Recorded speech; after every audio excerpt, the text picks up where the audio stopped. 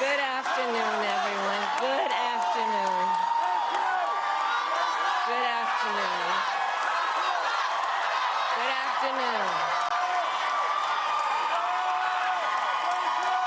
Thank you all. Thank you, thank you. Thank you, thank you. So let me say, and I love you back. And I love you back. So let me say, my heart is full today. My heart is full today, full of gratitude for the trust you have placed in me, full of love for our country, and full of resolve.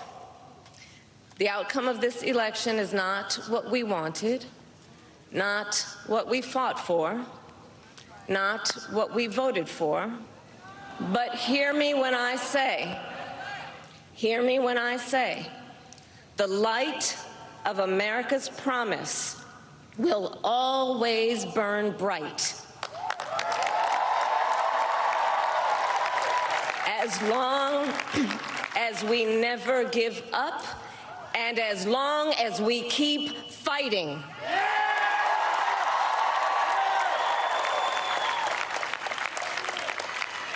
To my beloved Doug and our family, I love you so very much.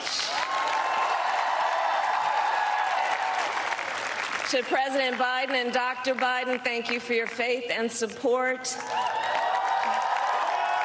To Governor Walz and the Walz family, I know your service to our nation will continue. And to my extraordinary team, to the volunteers who gave so much of themselves, to the poll workers and the local election officials, I thank you all. Look, I am so proud of the race we ran, and the way we ran it,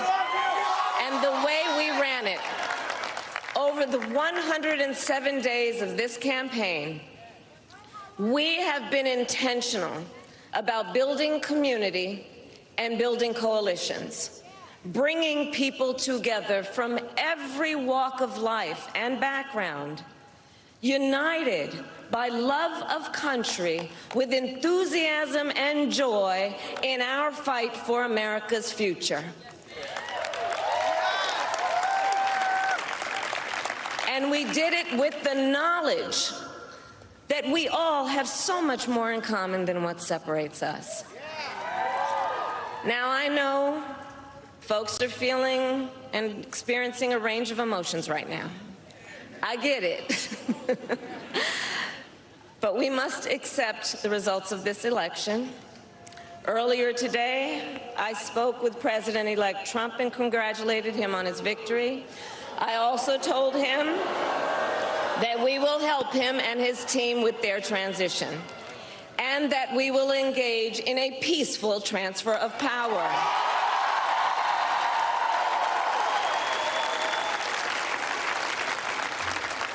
A fundamental principle of American democracy is that when we lose an election, we accept the results. That principle, as much as any other, distinguishes democracy from monarchy or tyranny. And anyone who seeks the public trust must honor it. At the same time, in our nation, we owe loyalty not to a president or a party, but to the Constitution of the United States.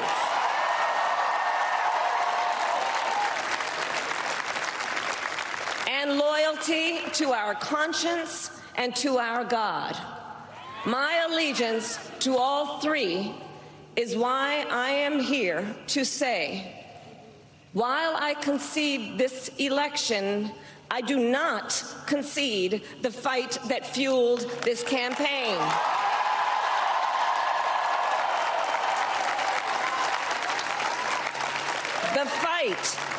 The fight for freedom, for opportunity, for fairness, and the dignity of all people.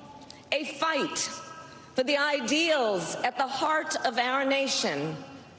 the ideals that reflect America at our best. That is a fight I will never give up.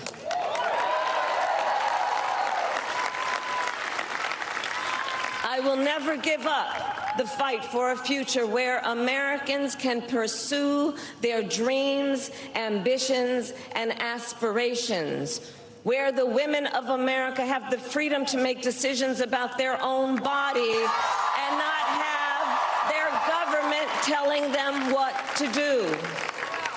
We will never give up the fight to protect our schools and our streets from gun violence.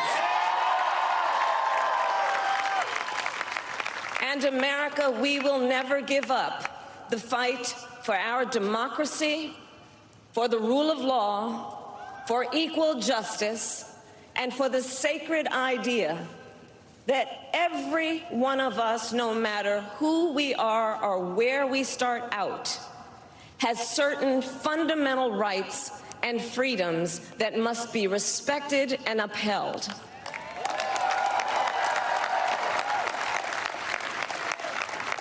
And we will continue to wage this fight in the voting booth, in the courts, and in the public square.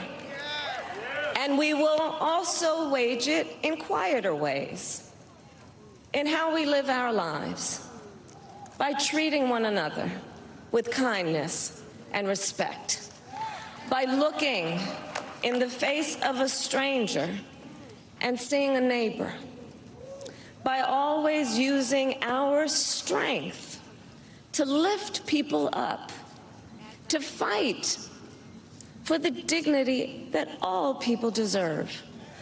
The fight for our freedom will take hard work, but like I always say, we like hard work. Hard work is good work. Hard work can be joyful work. And the fight for our country is always worth it. It is always worth it.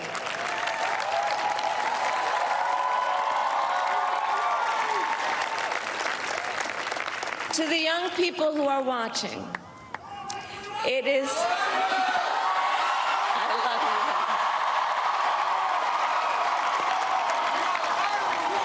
To the young people who are watching, it is okay to feel sad and disappointed, but please know it's going to be okay. On the campaign, I would often say, when we fight, we win. But here's the thing. Sometimes the fight takes a while. That doesn't mean we won't win. That doesn't mean we won't win. The important thing is don't ever give up. Don't ever give up. Don't ever stop trying to make the world a better place. You have power. You have power. And don't you ever listen when anyone tells you something is impossible because it has never been done before.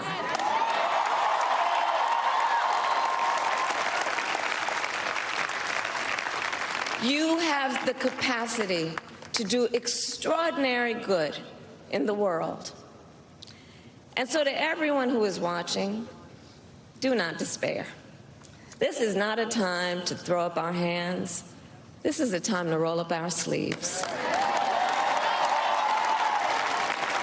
This is a time to organize, to mobilize, and to stay engaged for the sake of freedom and justice and the future that we all know we can build together. Look, many of you know I started out as a prosecutor, and throughout my career, I saw people at some of the worst times in their lives. People who had suffered great harm and great pain, and yet found within themselves the strength and the courage and the resolve to take the stand, to take a stand, to fight for justice, to fight for themselves, to fight for others. So let their courage be our inspiration. Let their determination be our charge. And I'll close with this. There's an adage an historian once called a law of history, true of every society across the ages. The adage is, only when it is dark enough can you see the stars. I know many people feel like we are entering a dark time, but for the benefit of us all, I hope that is not the case. But here's the thing, America, if it is, let us fill the sky with the light of a brilliant, brilliant billion of stars.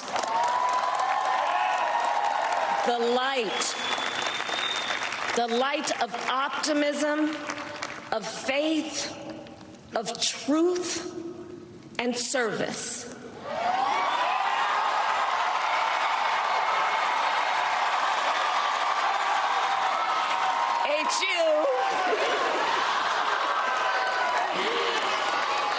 And may that work guide us, even in the face of setbacks, toward the extraordinary promise of the United States of America. I thank you all. May God bless you, and may God bless the United States of America. I thank you all.